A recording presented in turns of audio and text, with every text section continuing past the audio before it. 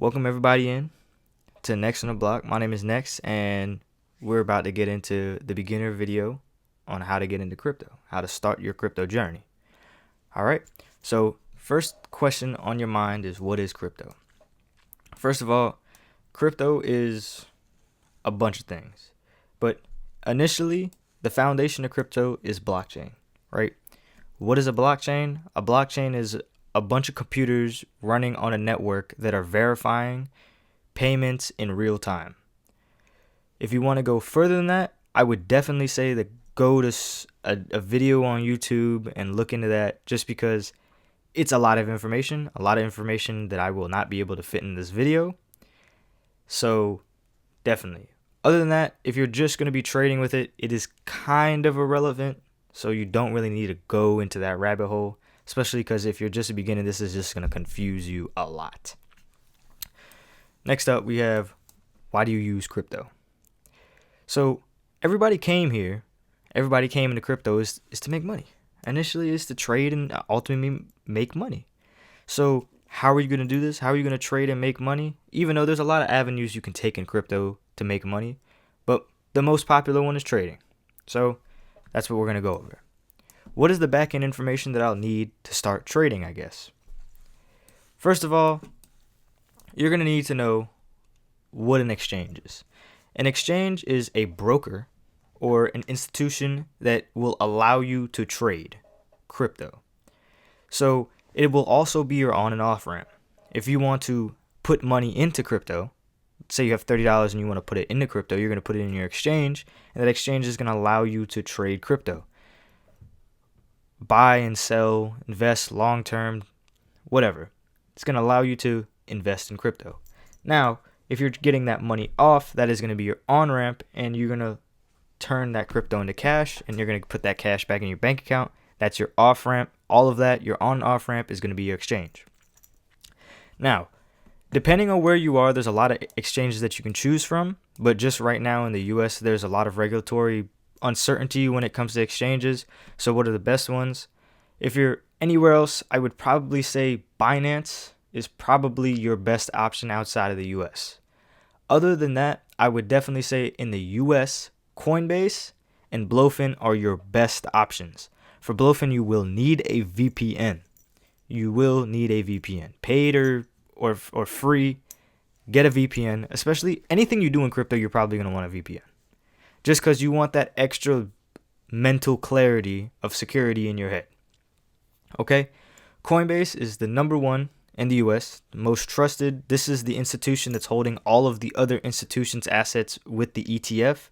So whenever all these big institutions buy stuff, it's mostly somewhat connected to Coinbase in some way, shape, or form. They're very trusted. They've been here for a long time. When you get in there, they will ask you for KYC. What is KYC? KYC is know your customer.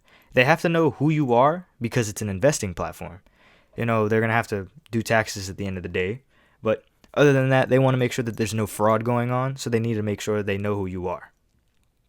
Also, if somebody else tries to break into your account, if they know it's you, they'll know that they're not you. Another security measure, which is something you want when you're dealing with stuff that equates to money. All right.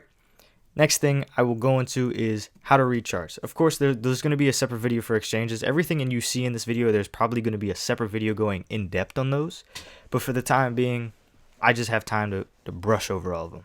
Anyway, how to read charts. First of all, what are you going to read charts on? TradingView. TradingView is the number one. 100% you are going to go to TradingView. If you're looking at charts, you're going to go on TradingView. Technical analysis and all that stuff is going to come down the line. Right now, we're just giving you a basic overview. So, how to read charts? That's going to come later. But 100% you're going to use TradingView to read these charts. TradingView is also very important because you're going to use this for a lot of your analysis when it comes to the charts, the price action, the movement of these things, so you can give yourself a good understanding of where the crypto coin is going to go next.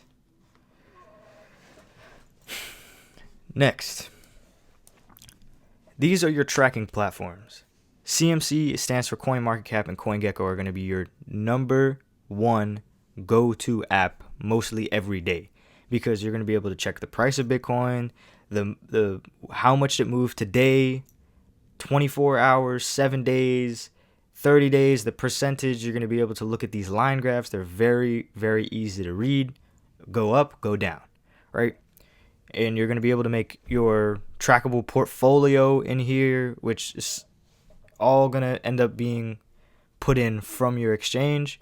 But you can make your watch list on here, which is another thing you can do from your exchange. But this is going to make it easier just because it's an app that you're not holding anything on, so you can afford to just go on there and all go on and off, and just look at stuff.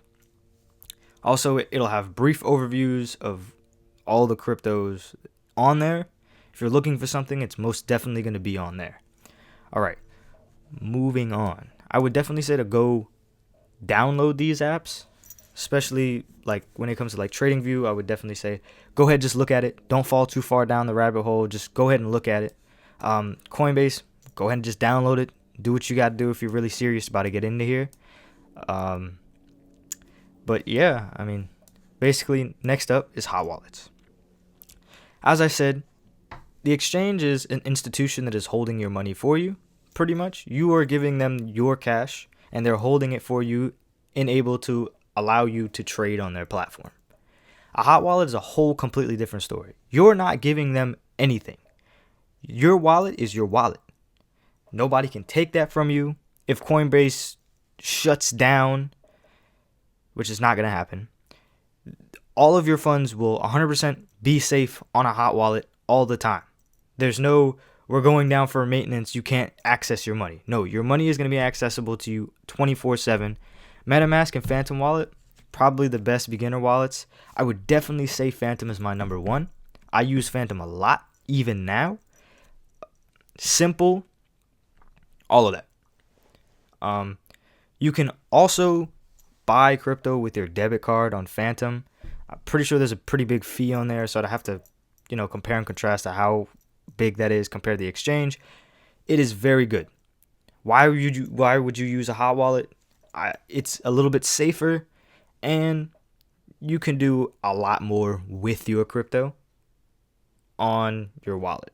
There's a lot of also other stuff that you could do in the crypto space. Now, next up is blockchain layers. This is just something I wanted to brush over because as of right now, as a beginner, it's not going to be very, very important per se, because it'll just kind of confuse you as of right now. Later on, it's definitely something to look into, but right now I'm just going to brush over it. So, layers in blockchain. So, a layer 1 blockchain, I guess you could say is Ethereum, Solana, and Bitcoin. Those are the main ones that we know about. That y'all probably know about as a beginner. So what is a layer 2? A layer 2 is something that's built on top of a layer 1. So let's say you have concrete. You just laid concrete. Now you're going to build something on top of that concrete. That would be your layer 2. The concrete is your layer 1. What you build on top of that concrete is your layer 2. Let's say you build a house on top of that concrete. That's your layer 2. Let's say you built furniture inside of that house. That will be your layer 3. Not too important, it's just something to keep in the back of your mind for right now. I put why did I put a burger here? I put a burger here to kind of try to help you guys understand it.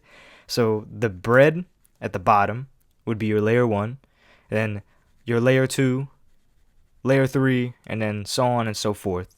But as you can see, everything is built off of that top bun. Sorry, that bottom bun. The base bun. Is there anything I really want to touch on right now? Strategy.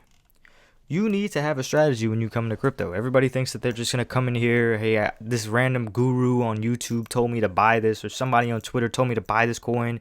I'm going to put $30 in and I'm going to become a millionaire next week. No. False? No. They will steal that $30 from you. And I'm not saying that they're going to scam you and they're going to, they're going to rob you for your $30, but what's going to happen is you're going to buy the top and you're going to sell the bottom, even though you're supposed to do it vice versa. But when stakes get high and everybody gets all emotional is when it's usually the top. And that's when the people that have been in here for a long time are going to sell.